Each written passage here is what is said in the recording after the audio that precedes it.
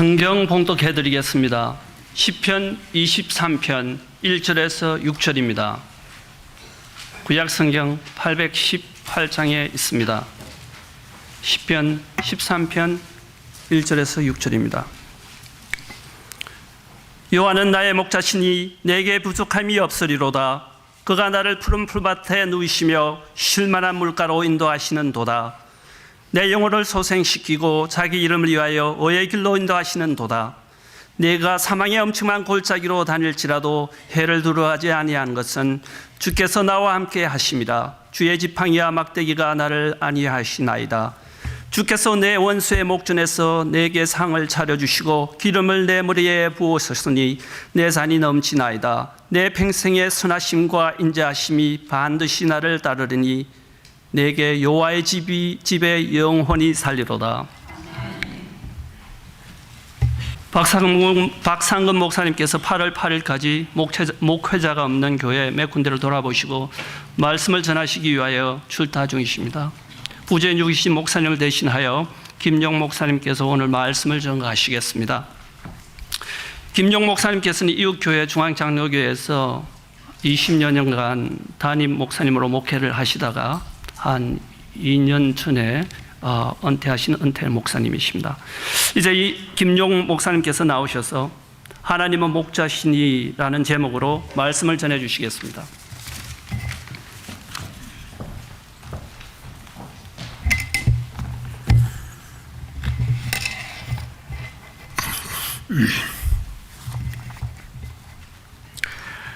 제가 한국에서 20년간 목회를 하다가 미국으로 이민 와서 세크라멘토 중앙장로교회에서 22년간 목회를 하다가 은퇴를 했습니다. 2년 전에 은퇴를 한 후에 성경을 다시 읽는 중에 히브리서 9장 27절에 있는 말씀, 한 번 죽는 것은 사람의 정한 것이요 그 후에는 심판이 있으리라는 이 말씀이 제게 아주 선명하게 떠올랐습니다. 이제는 내게도 죽는 것이 남아있고 심판받을 일이 남아있구나. 이건 제게만 해당되는 말씀이 아니라 여러분 모두에게도 다 해당되는 말씀입니다. 여러분들에게도 앞으로 다 죽음이 있고 심판이 있습니다. 죽음은 반드시 오지만 어느 누구라도 그 마지막 날은 알 수가 없습니다. 제 어머님께서 98세에 하늘나라로 가셨는데 돌아가시기 전에 형님한테 전화가 왔어요. 어머님이 지금 2주째 아무것도 못 잡수시고 눈 꼭 감고 꼼짝도 안 하시는데 의사 말이 오늘 아니면 내일 가실 것 같으니까 빨리 오라고 비행기를 타고 갔습니다. 가니까 어머님이 눈을 꼭 감으시고 꿈쩍도 안 하고 계세요. 그래서 제가 나기는 충청도에서 났으니까 엄니 용이 왔어요. 손을 잡고 얼굴을 확 비비고 그러니까 어머님이 눈을 뜨세요.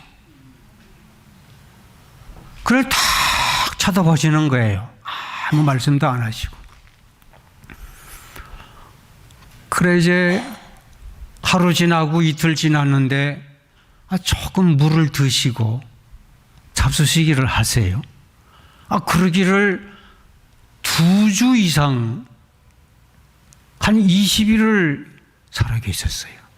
그래서 가족들 전체가 아마 어머님이 좀 더 오래 계실 것 같으니까 제가 비자를 한 달밖에 안 끊고 갔으니까 다시 갔다가 급하면 연락하겠다고. 그래 다시 왔어요. 오니까 바로 그날 저녁에 전화가 왔어요. 어머님 돌아가셨다고. 그 사람이 죽는 순간은 아무도 몰라요.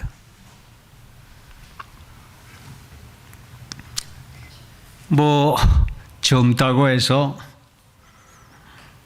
죽는 순간이 아주 길고 상관없고 나이가 높으시다고 해서 빨리 가시고 절대로 그런 것만은 아닌 것 같아요. 세월호 사건 보세요. 젊은 사람들이, 학생들이 190명이 얼마나 억울하게 죽었습니까? 북한에서는 아파트 23층이 무너져서 순식간에 수백 명이 죽었습니다. 그런가 하면 이스라엘과 팔레스타인 지금 계속 전쟁을 하니까 전쟁통으로 죽은 사람만 해도 1,500명 어린아이들, 어른들이 죽었습니다.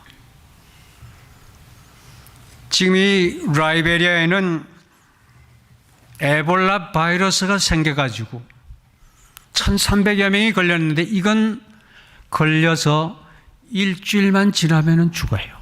지금은 예방 백신도 없고 치료 제도도 없어서 걸렸다 그러면은 증상 나면은 일주일 만에 죽어요. 죽은 사람이 한 750명 된대잖아요. 죽음은 누구에게나 예측이 불가능합니다. 죽음의 순간은 예측하지 못하지만 죽은 후에 심판에 대해서는 어느 정도 알 수 있는 길이 있습니다. 그건 그 사람이 죽기 전에 무슨 말을 하는가, 그걸 보면은 그 사람의 심판의 결과를 알 수가 있습니다. 최후 순간에 무슨 말을 남기느냐, 무슨 말을 하느냐, 그게 대단히 중요합니다. 여러분들은 마지막 순간에 무슨 말을 하고 싶으십니까? 무슨 말을 남기고 싶으세요? 마지막 순간에 말 한마디 못하고 죽어가는 사람이 많이 있습니다만은 마지막 순간에 하는 말은 그 순간에 지어내서 해지는 말이 아니에요. 평소에 그렇게 생각하고 그렇게 믿었고 또 그렇게 여겼던 말이 마지막 순간에 나오는 법입니다. 천상병이라는 사람이 쓴 시가 있죠. 귀천이라는 시. 나 하늘나라로 돌아가리라. 새벽빛와 닿으면 쓰러지는 이슬 더불어 손에 손을 잡고 나 하늘로 돌아가리라. 노을빛 함께 단둘이서 기슭에서 놀다가 구름 손짓하면 나 하늘나라로 돌아가리라. 아름다운 이 세상 소풍 끝내는 날 가서 아름다웠다 말하리라. 참 좋은 시 같아. 내 생의 마지막 그날을 소풍 가는 날 아름다웠다고 말하리라. 그는 세상에 사는 날 동안에 돈 한 푼 모으지 않고 재산 가진 것 별로 없었고 그 일생을 거지처럼 살았습니다. 서울대학을 나왔지만 벼슬자리 한 번 해본 적도 없고 무슨 자격, 무슨 권리 가져본 적도 없습니다. 그런 그가 자기 마지막 날을 소풍 가는 날로 말을 했습니다. 소풍 가는 날 얼마나 좋은 날입니까?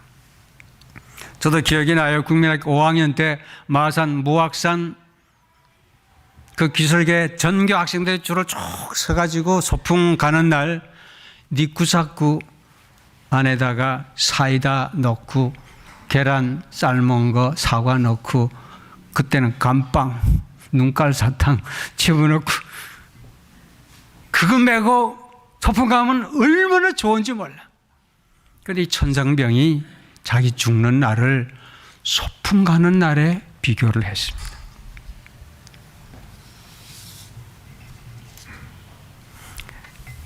여러분이 천상병의 시를 들으시고 이 사람은 정말 형편없이 인생을 살았다, 잘못 살았다, 실패자다, 그렇게 말할 수가 있겠어요? 제가 볼 때는 정말 잘 산 사람이에요. 끝맺음을 잘한 사람이에요. 그는 사람은 믿음의 대상이 아니야. 사람은 사랑의 대상이지. 믿음의 대상은 오직 하나님뿐이야. 이 사람이 받을 심판 여러분 짐작이 가죠?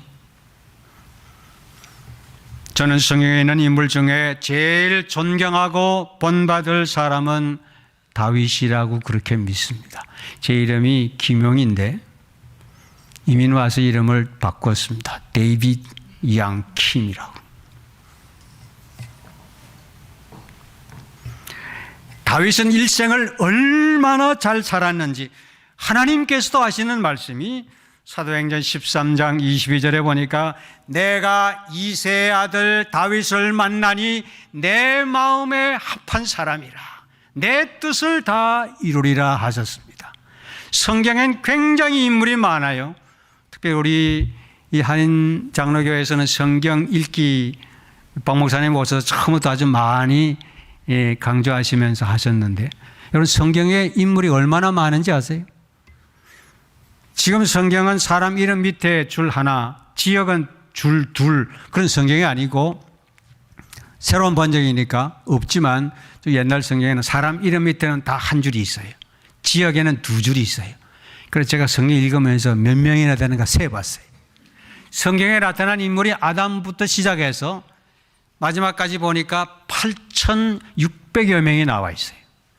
그 중에서 하나님께서 내가 내 마음에 합한 사람이라 말한 사람은 오직 한 사람 다윗밖에 없어요. 그러면은 신약 성경 맨 처음에도 아브라함과 다윗의 자손 예수 그리스도의 세계라. 다윗의 이름이 신약 성경은 맨 처음에 나와 있습니다. 그리고 다윗 자신도 자기 생애를 돌아보면서 열왕기상 2장 2절에 보니까 내가 이제 세상 모든 사람의 길로 가게 되었으니 하나님은 나의 목자시라 내게 부족함이 없노라. 기름으로 내 머리에 바르셨으니 내 잔이 넘치나이다 했습니다. 다윗은 사실 아주 험난한 생애를 보낸 사람입니다.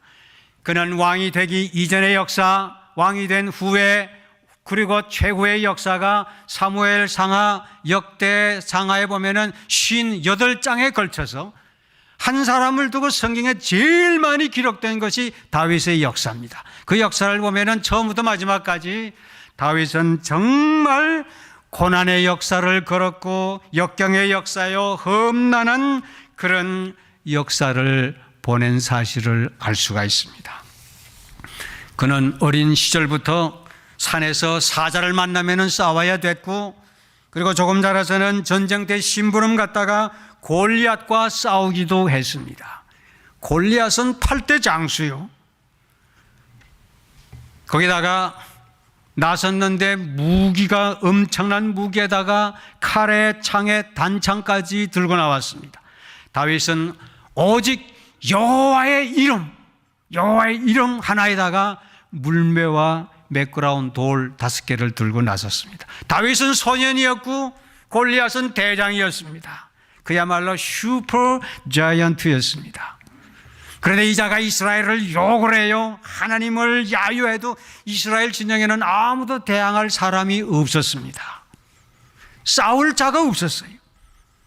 오직 답답했으면 사울 왕이 저 사울을 죽이는 자에게는 내 딸을 주고 많은 재산을 주고 이스라엘의 참된 자유인이 되게 하겠다. 그래도 나서는 자가 아무도 없었습니다.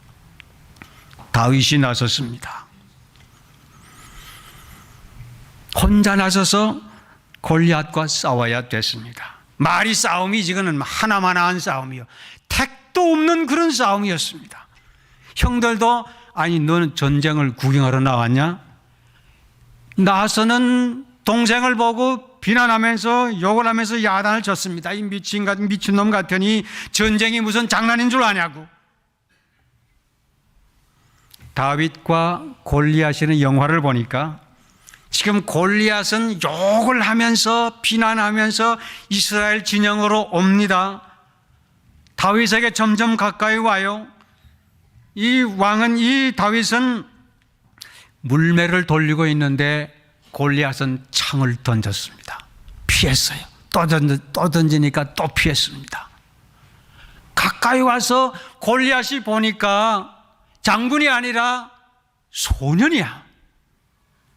뭘 돌리고 있어요. 그래서 골리앗이 야, 내가 개인 줄 아냐? 막대기를 들고 나오게. 그때 골리앗은 이 물매, 다윗이 돌리는 물매의 위력을 몰랐습니다.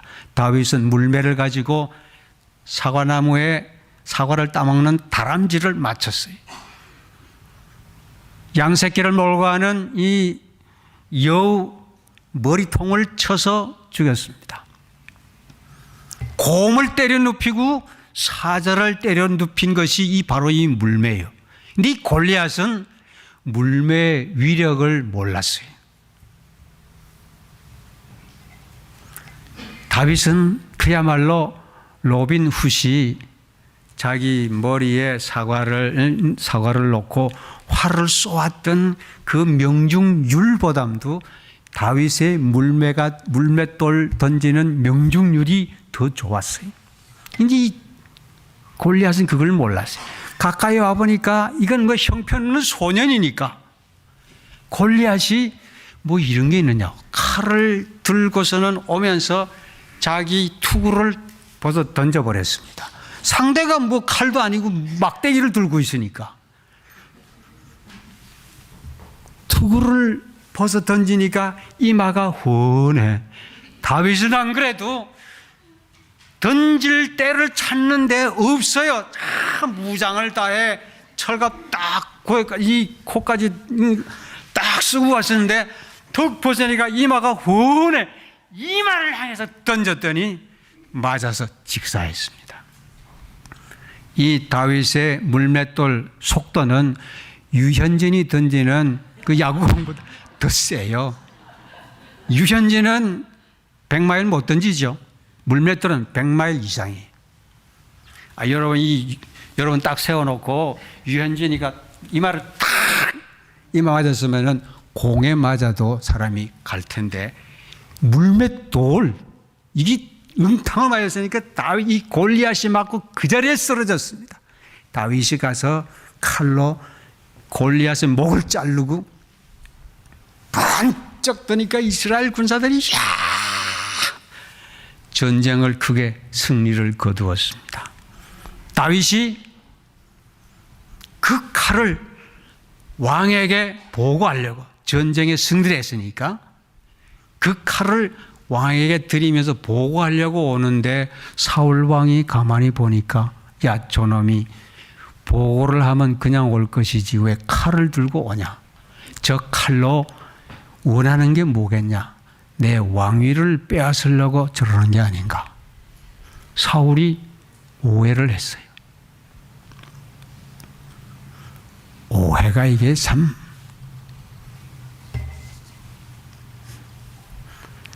다윗은 승전 보고를 하려고 가지고 왔는데 사울 왕은 오해를 하고 하는 말이 너 내 딸을 취하려면은 돌아가서 아말렉 이 블레셋 군사 100명을 죽이고 양피를 벗겨오면 내 딸을 주겠다 그랬습니다.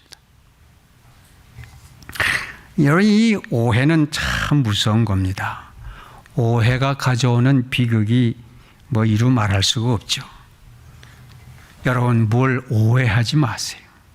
좀 넓은 마음으로 상대방의 입장에 서서 말하고 행동을 하셔야 됩니다. 이해가 뭐예요? 영어로 understanding. 오해는 misunderstanding. 오해는 그 사람 입장에 잘못 서서 말하고 행동하는 게 오해입니다.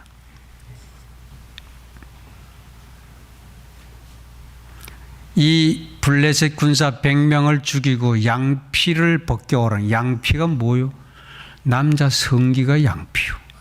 죽이고 양피 100개 벗겨오면 딸 주겠다 그래.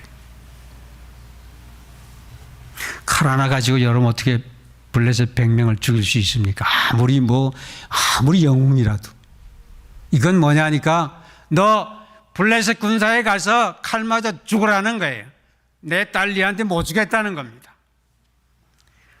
이 오해가 보세요. 오해가 죽이는 음모로 변했습니다. 그래도 다윗은 아내를 얻기 위해서 그 일을 해냈습니다. 가서 블레셋 군사 200명을 쳐 죽이고 양피를 벗겨와서 아내를 취했습니다. 여자를 얼마나 사랑했으면은 이런 죽을 고비를 다 넘겼겠습니까? 남자들이 여자 사랑은 이 정도는 돼야죠. 예? 뭐 요즘 보면은 뭐 결혼하려고 그럴 때, 뭐 혼수가 뭐 어떻고, 폐물이 어떻고, 뭐 예단이 뭐 어떻고, 뭐 남자 직업이 어떻고, 뭐 그런 사람과 여러분 이 다윗과 비교가 됩니까? 다윗의 인기가 점점 높아갑니다. 그런데 사울은 악심이 점점 더해요. 혈안이 돼가지고 기회만 있으면은 다윗을 죽이고자 합니다. 자기를 위해서 수금을 타는 다윗을 향해서 사울이 창을 던졌습니다. 거울에 창이 날아오니까 피했어요. 2번이나 다윗이 피했습니다. 사울이 화가 나니까 자객을 보내가지고 너 내일 새벽에 잠들고 있는 사울을 칼로 쳐 죽여라. 자객이 새벽에 가서 잠든 다윗을 향해서 칼을 찔렀습니다. 이 사실을 다윗의 아내가 알았어요. 밤에 다윗을 피신을 시켰어요. 침대에다가는 염소 머리를 하고 염소 털로 머리를 하고 인향에다가 옷을 입혀가지고 거기에 뉘었더니 아니나 다를까 자객이 와서 찔렀는데 펼쳐서 보니까 다윗이 아니고 인형입니다. 다윗은 그 순간을 모면하고 그 길로 망명 생활이 시작이 됐습니다. 라마에서 노브로, 노브에서 가드로, 가드에서 헤레스풀로, 그리고 아라비아 광야를 지나서 엔게디 굴로 들어가 숨었습니다. 엔게디 굴에 다윗이 숨어 있다는 소식을, 이 정보를 사울이 알고서는 3,000명의 군사를 거느리고 다윗을 잡으러 왔습니다. 3,000명의 군사가 어마어마해요. 여기 우리 김용배 장로님 대령으로, 연대장으로 계셨는데 저는 그때 우리 연대는 아니고요. 우리 연대는 아니고 저는 7사단 8연대 연대 군목이 돼서 이 철책선 부대하고 연대하고 이 6개월 만에 교대를 해요. 엄청난 군사 훈련이면서 계획이죠. 3,000명의 군사가 이 이동 훈련하는 과정을 보니까 완전 군장하고 3,000명이 길에 쫙 서서 걸어갈 때 보니까 그 길이가 한 4km나 돼요. 이 3,000명 군사가 엔게디 굴을 완전히 포위했어요. 사울, 지금 다윗이 그 속에 숨었습니다. 완전히 도간에 든 쥐나 다름이 없어요. 피할 길이 없어요. 그런데 하나님께서 다윗을 어떻게 보살피나, 어떻게 보호하나 보세요. 외경에 보니까, 가경에 보니까 엔게디 굴에 왕거미가 갑자기 나타나서 거미줄을 쫙,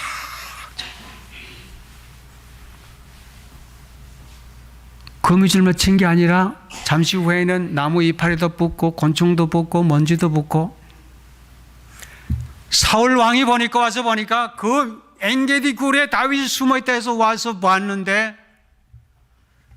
거미줄이 쫙 쳐 있으니까 사울 왕이, 아니 다윗이 무슨 귀신이냐고 이 거미줄 사이에 들어가. 이 안에는 사람이 없어. 아무도 없어. 다윗이 없어. 그 굴 밖에서, 입구에서 사울이 여장을 풀고 여기서 좀 쉬어가자 하면서 그만 잠이 들었습니다. 굴 안에서 보니까 사울 왕이 밖에서 잠을 자고 있어요. 사울의 왕의, 다윗 왕의 이 장군이었던 아비새가, 이건 하나님 우리에게 주신 기회입니다. 내가 나가서 단칼에 사울 왕의 목을 자르겠습니다. 그때 다윗이 뭐라고 했냐면은 하나님이 기름 부은 종을 해하지를 말라. 이것은 옳지 않으니라. 하나님이 세우신 종이니까 해하지 못하게 했습니다. 다윗의 부하로서는 신하로서는 응당 누구든지 가서 사울 왕을 쳐 죽이고도 남을 정도였지만 다윗은 하지 못하게 했습니다. 하나님께서 기름 부은 종이기 때문에 하나님께서 기름 부은 종을 해서는 안 됩니다.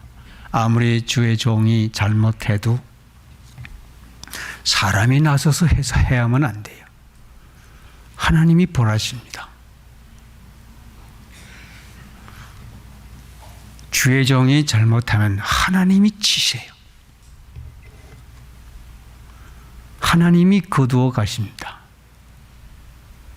은퇴한 후에도 주의 종이 잘못하면 하나님이 치세요.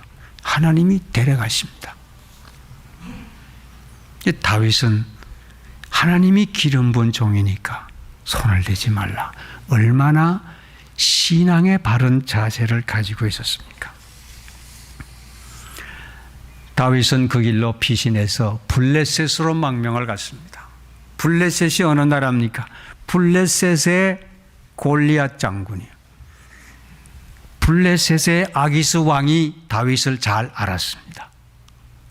다윗이 내 땅에 도망와 망명 들어오니까 이 아기스 왕이 다윗을 잘 살려두면 쓸 때에 쓸모가 있겠다 싶어서 시글락이라는 동네를 주어서 거기 살게 했습니다. 얼마 후에 이스라엘이 사울 왕이 다윗이 블레셋에 숨어 있다는 소식을 들었는지 이스라엘이 블레셋을 쳐들어왔습니다. 블레셋은 그때 이스라엘과 싸울 정도의 힘이 없었습니다. 그래서 이 아기스 왕이 다윗에게 부탁을 했습니다. 이스라엘이 쳐들어오니까 합세해서 이스라엘과 싸우자. 다윗은 그때 600명의 이 전투 병력을 가지고 있었어요. 다윗은 이 아기스 왕이 요청하니까 거절하지도 못하고 할 수 없어서 이 아기스 왕과 더불어서 같이 사울 왕을 향해서 이스라엘과 싸우려 같이 출전을 했습니다. 출전을 했지만 다윗은 탐 죽을 맛입니다.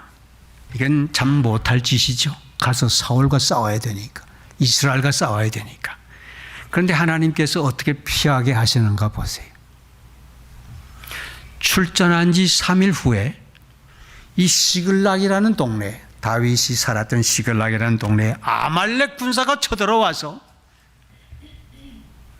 부녀자들, 어린애들 전부 다 사로잡아가고 재물 전부 다 빼앗고 동네를 불살라버리고 돌아갔습니다. 이 소식을 아기스 왕이 들었어요. 다윗을 불렀습니다. 야, 시글락이 지금 쑥대밭이야. 빨리 돌아가봐. 빨리 돌아가라고. 그래 다윗은 출전한 지 3일 만에 회군을 해서 시글락으로 돌아와 보니까 동네가 다 불탔어요. 자기 안에 여자들, 어린애들 아무도 없어요. 싹쓸이 해가 버렸어요.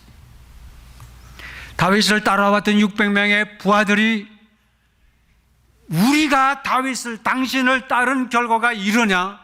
이 600명의 부하들이 반란을 일으켜서 다윗을 돌로 쳐서 죽이려고 달겨들었습니다. 다윗은 정말 어려움이 첩첩이요 태산이었습니다. 성경에 보니까 다윗은 그때 심히 군급하였으나 그랬습니다.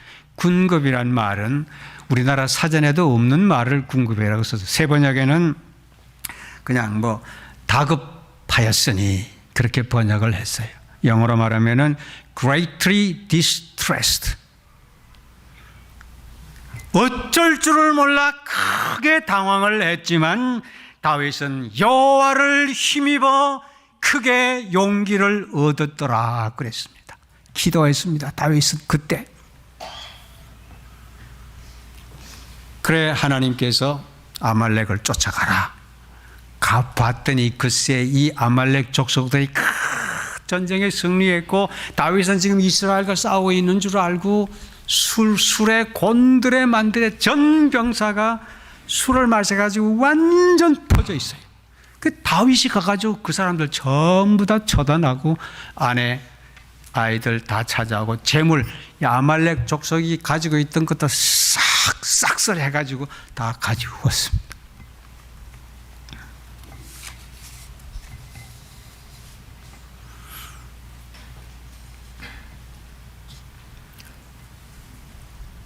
다윗이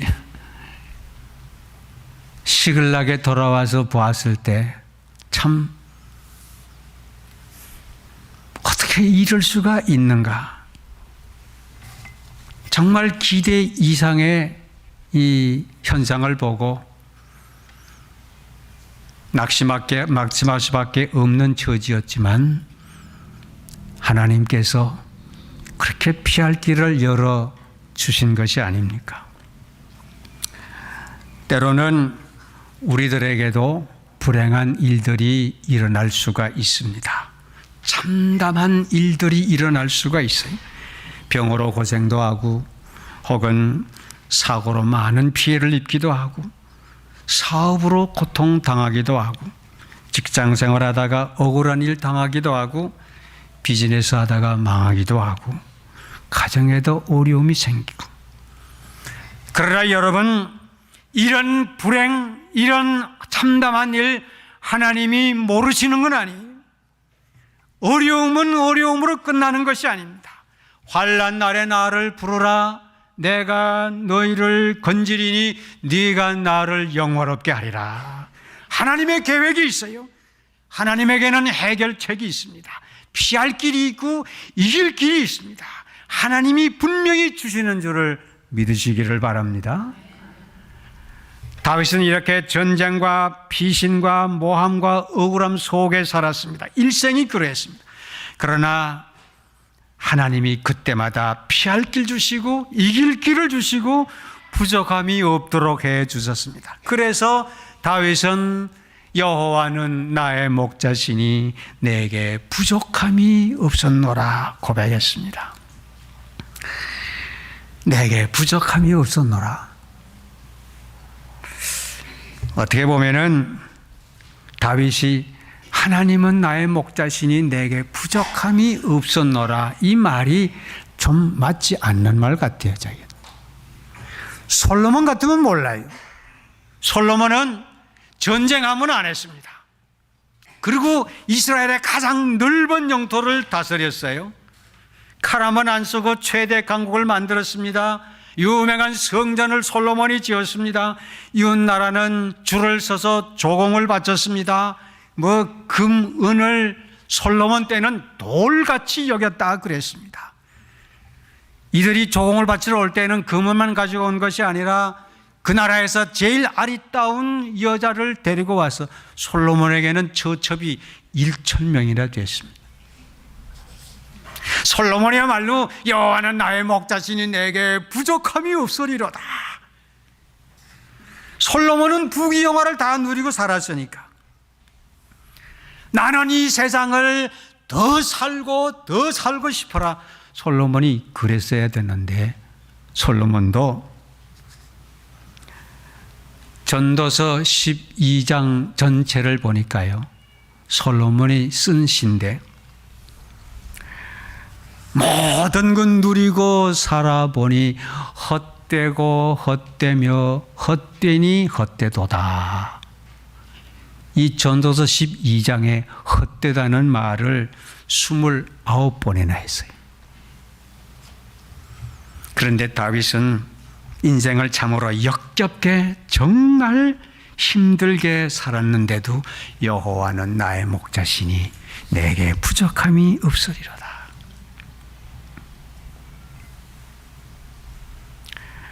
다윗은 사실 한치 앞을 보지 못하고 젊어서부터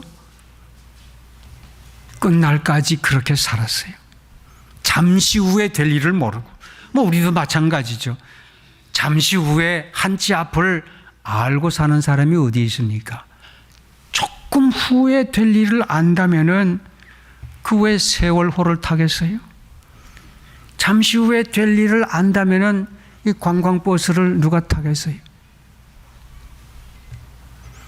한치 앞을 모르고 살았지만 다윗은 그때마다 하나님께서 지켜주시고 보호하시고 피할 길을 주시고 이길 길을, 승리하는 길을 하나님께서 다 주셨습니다.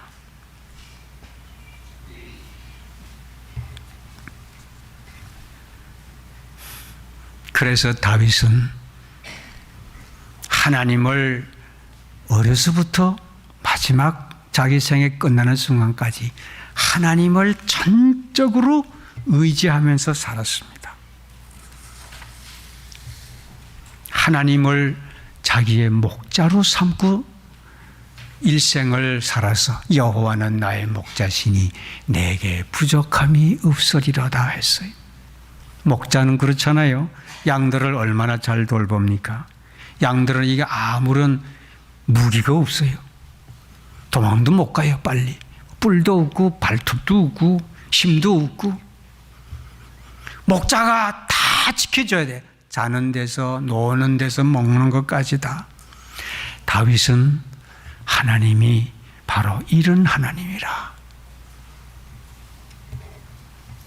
나의 목자라.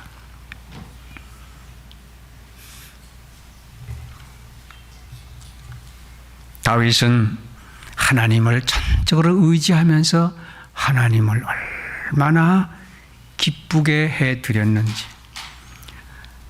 다윗이 왕이 된 후에 이 다윗의 법궤가 멀리 방치되어 있어서 다윗성에 다시 모시고 싶었는데 모셔 올라고 보니까 그만 이 우사가 잘못해가지고 법궤를 잘못 다루어서 그 자리에 직사하는 걸 보았어요. 그러다가 이 법궤를 다시 오벳 에돔의 집에 모셔서 오벳 에돔이 잘 모시니까 하나님께서 이 오벳 에돔에게 축복하는 것을 다윗이 알고는 법궤를 다윗성으로 모셔야 되겠다 해서 다윗이 군사를 보내가지고 법궤를 다윗성에 모시고 왔습니다. 이 법궤가 다윗성에 들어오니까 다윗이 얼마나 좋아하는지. 다윗이 법궤가 들어오니까 막 춤을 추었습니다. 다윗이 얼마나 좋아서 춤을 췄는지 이 옷이 다 벗어졌습니다. 여러분, 이 다윗이 무슨 춤을 췄는지 모르겠어요. 제가 춤 종류는 싸이가 춘 그 말춤보다 아마 다윗은 더 잘 춘 것 같아요. 여러분 춤추는데 옷이 어떻게 벗겨지겠어요? 다윗이 춤을 추는데 옷이 다 벗겨지니까 다윗 왕의 부인이 보더니 아니 왕이 그게 무슨 채통이 그러냐고. 아이 아내가 그 꼴이 뭐냐고 아주 없이 여겼습니다. 왕의 부인이. 그때 다윗이 뭐라고 말한 줄 아세요? 내가 하나님 앞에서도 왕이냐? 나는 낮고 천한 한 마리의 양에 불과해. 내가 하나님 앞에서도 영웅이냐? 나는 하나님 앞에서 한 마리의 양에 불과해. 사무엘하 6장 22절에 내가 이보다 더 낮아져서 스스로 천하게 보일지라도 하나님 앞에서 내가 내어놓을 것이 무엇이냐. 보세요. 다윗이 얼마나 겸손하고 얼마나 낮아져서 하나님을 높이고 있습니까? 여러분, 잘 믿는다는 것은 하나님을 의지하는 것입니다. 하나님을 사랑하는 것이에요. 잘 믿는다는 것은 어떤 어려움이 있을지라도 하나님을 의지하며 하나님 앞에 맡기는 겁니다. 하나님 중심으로 사는 거예요. 사무엘하 7장 1절에 보니까 여호와께서 사방의 모든 대적을 파하사 왕으로 궁에 평안히 거하게 하셨느니라 했습니다. 그러므로 여러분들도 다윗처럼 무슨 일, 어떤 경우를 당해도 하나님만 의지하시고 하나님을 사랑하고 하나님 제일 중심으로 사셔서 생에 넘치는 축복을 받으시기를 주님의 이름으로 축원합니다. 기도하십시다.